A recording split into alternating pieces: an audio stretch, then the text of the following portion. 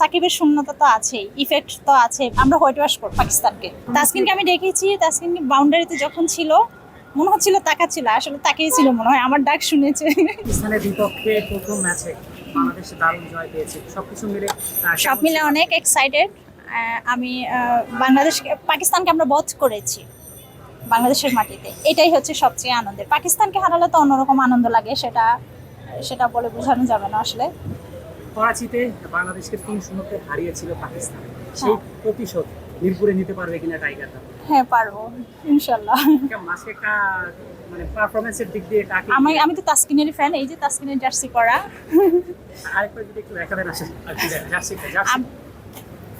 তাসকিনের fan. তাসকিনের আজকের performance কেমন ছিল? হ্যাঁ, ও 3 উইকেট পেয়েছে, আমার খুব ভালো লেগেছে।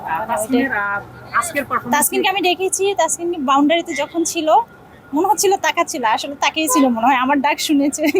আজকে মোস্তাফিজুর দারুণ বল করেছে, তার হ্যাঁ, পারফরমেন্স কেমন ছিল? কিন্তু ভালোই, কিন্তু মুস্তাফিজের চাইতে তাসকিনেরটা মানে উইকেটটা আমার ভালো লেগেছে। ওভারঅল সবকিছু মিলে সব মিলে কেমন উপভোগ করলেন?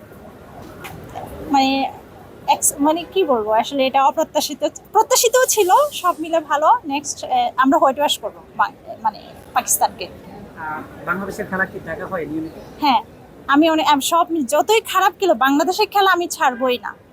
সাকিবকে মিস করেন? হ্যাঁ, অনেক বেশি মিস করি সাকিবকে। সাকিব দীর্ঘদিন যাবত বাংলাদেশ দলে নেই, ইনশাল্লাহ ফিরে আসবে। দলে পড়ছে কিনা আসলে এটা তো আমি বলতে পারবো না, মানে হ্যাঁ, সাকিবের শূন্যতা তো আছেই, ইফেক্ট তো আছে। বাংলাদেশ মেন্টালি যে একটা স্ট্রং থাকে, সাকিব না থাকাতে আমার মনে হচ্ছে একটু তো ইফেক্ট আছে তামিম সাকিব।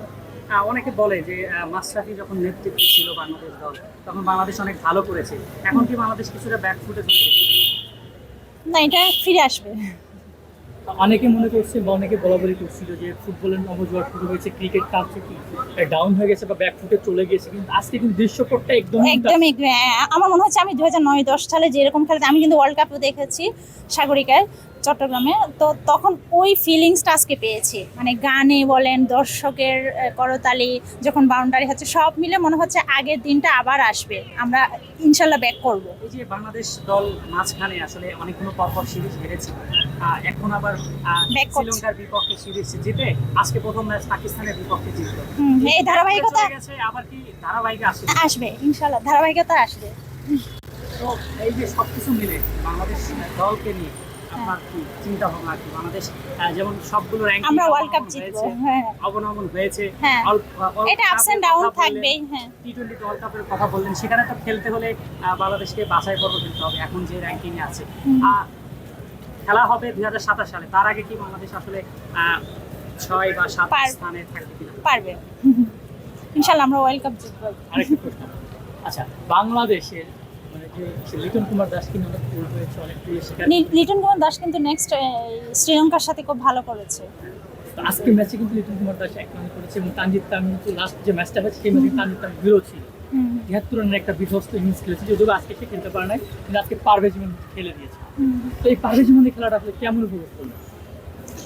ভালো, আসলে আমি তো স্টেডিয়াম একটু দেরিতে এসেছিলাম খেলা শুরু, তো ভালোই সব মিলে আর আপনার হচ্ছে যেটা আমি 6 গুলো মানে এনজয় করেছি, প্রত্যেকটা 6 আমার খুব ভালো লাগে।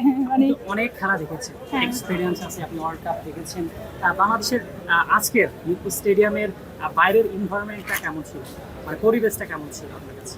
আগের মতোই, যেমন আমি ওয়ার্ল্ড কাপে যেরকম দেখেছি ক্রেজিনেস, ওইটা মনে হচ্ছে পেয়েছি এরকম।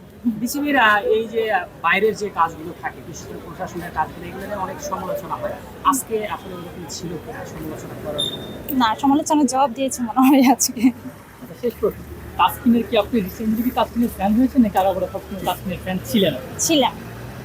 তাসকিনের ফ্যান সবসময় দেখা হয়েছিল কিনা তাসকিনের সাথে সামনাসামনি? না, আজকে দেখেছি, কখনো সামনাসামনি যদি দেখা হয়নি। কখনো দেখা হওয়ার সুযোগ থাকে তাহলে আপনি তাসকিনকে কোন মেসেজটা দিতে চান বা কি বলতে চান? তাসকিন আরো ভালো করবে, বাংলাদেশের জন্য আরো ভালো ভালো মানে কি বলবো, নতুন জেনারেশনকে যেন আরো ভালো এগুলো তুলে ধরে, ওইটাই বলবো।